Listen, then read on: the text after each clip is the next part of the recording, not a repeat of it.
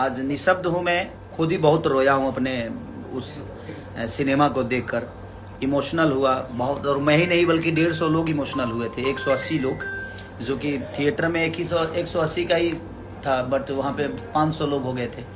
तो जी हाँ, खेसारी लाल यादव रोने लगे, अपना आंसू नहीं रोक पाए। संघर्ष 2 का इवेंट शो था। थिएटर में संघर्ष 2 देखने के बाद खेसारी लाल यादव जी भावुक होकर रोने लगे। ऐसा क्या खास है संघर्ष 2 में जिसे देखने के बाद आपके आंख में आंसू आ जाएंगे, आप रोने को मजबूर हो जाएंगे। इस चीज़ को देखिएगा ज़रूर। थिएटर में 20 अक्टूबर को आपके नज़दीकी सिनेमा घर में संघर्ष 2 रिलीज हो रही है। वीडियो देखने के लिए शुक्रिया।